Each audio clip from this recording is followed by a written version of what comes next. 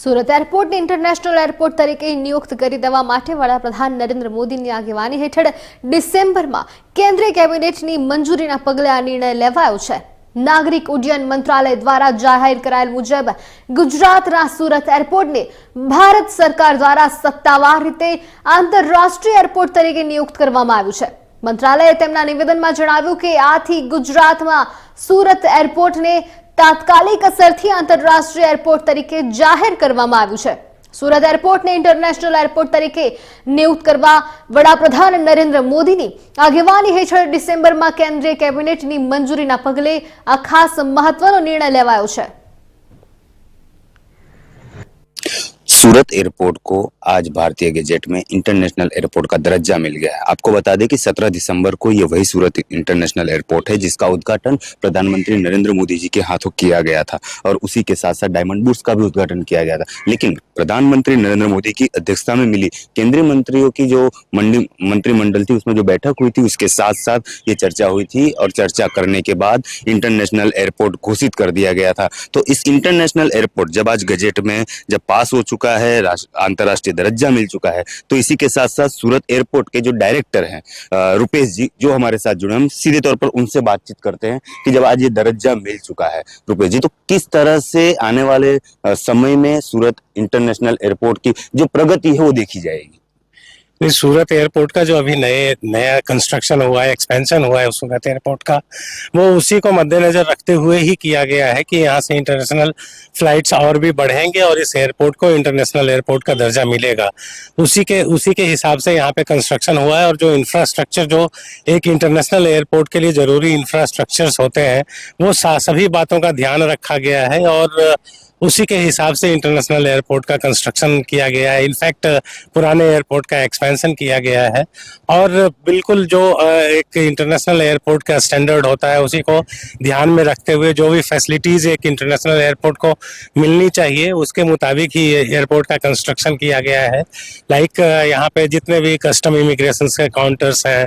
उसकी संख्या में काफ़ी वृद्धि की गई है। जो पहले 4 थे अब 14 हो गए। डिपार्चर में, अराइवल में भी 11 काउंटर इमिग्रेशन के हैं।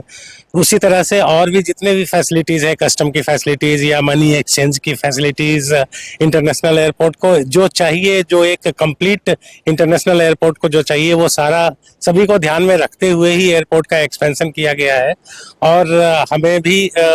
इस बात की पूरी उम्मीद थी कि आज नहीं तो कल इंटरनेशनल एयरपोर्ट का दर्जा मिलेगा ही और ख़ास करके हम तो पूरी तरह से तैयार थे कि इंटरनेशनल एयरपोर्ट का दर्जा इस एयरपोर्ट के इनॉग्रेशन तक मिल ही जाएगा और वो अंतरराष्ट्रीय कौन कौन सी फ्लाइटें फिलहाल शुरू हैं सूरत से, इसके बारे में जरा दर्शकों को जानकारी दीजिए। अभी जैसा कि आप सभी को पता है कि सूरत एयरपोर्ट को पहले कस्टम एयरपोर्ट का दर्जा मिला हुआ था। यहाँ से इंटरनेशनल फ्लाइट एक शारजा की फ्लाइट चल रही थी जो सप्ताह में 5 दिन चल रही थी, वो तो कंटिन्यू हो ही रहा है। इसके अलावा एक्सप्रेस इंडिया ने दुबई की फ्लाइट शुरू कर दी थी। उसी दिन 17 दिसंबर को जब इस बिल्डिंग का इनॉग्रेशन हुआ था उसी दिन पहली फ्लाइट दुबई की ऑपरेट भी हो चुकी थी और वो अभी भी सप्ताह में 4 दिन ऑपरेट हो रही है। इसके अलावा अगले महीने या यूँ कहें कि 23 फरवरी से इंडिगो भी एक दुबई की फ्लाइट ऑपरेट करने जा रही है। इसके अलावा ऑफिशियली और कोई इन्फॉर्मेशन नहीं है, लेकिन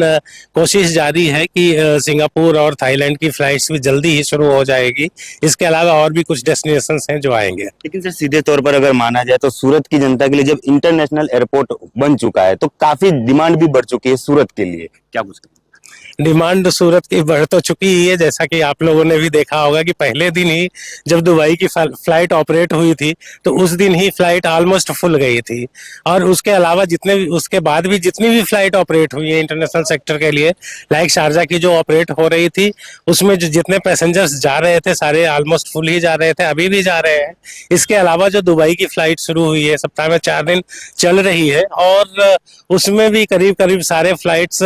करीब फुल जा रहे हैं। 90% से ज़्यादा ही लोड है तो उसको हम फुल ही मान के चलते हैं और उम्मीद कर रहे हैं कि जब सिंगापुर और थाईलैंड की फ्लाइट शुरू हो जाएगी तो वो सारे फ्लाइट्स में भी इतने ही पैसेंजर्स जाएंगे जितने अभी शारजा के लिए जा रही है और दुबई के लिए। जी बिल्कुल, हमारे साथ रुपेश जी जुड़े थे जिन्होंने इस इंटरनेशनल एयरपोर्ट के बारे में जानकारी दी। लेकिन आपको बता दें कि सूरत की जनता की ये जो लड़ाई थी ये काफी सालों से चल रही थी और 17 दिसंबर को जब प्रधानमंत्री नरेंद्र मोदी ने इस इंटरनेशनल एयरपोर्ट का उद्घाटन किया तो कहीं ना कहीं सूरत की जनता में जो एक मुस्कान थी, चेहरे पर मुस्कान वो आ गई थी, क्योंकि सूरत एक ऐसा शहर है जो कि एक बहुत बड़ा इंडस्ट्रियल भी माना जाता है और जब से डायमंड बुर्स खुला है तो बहुत बड़ा औद्योगिक क्षेत्र सूरत शहर के अगल बगल और सूरत शहर में उपस्थित है। लेकिन जिसकी वजह से आज जो इंटरनेशनल एयरपोर्ट घोषित हो चुका है तो पूरे विश्व में सूरत के जो अन्य जगहों पर, जैसे दिल्ली की बात करें, अहमदाबाद की बात करें, मुंबई की बात करें, वहां जो बिजनेसमैन वगैरह जो आते थे, जो टाइकून्स आते थे, अब उन्हें सीधी जब सूरत के लिए जब फ्लाइट मिल रही है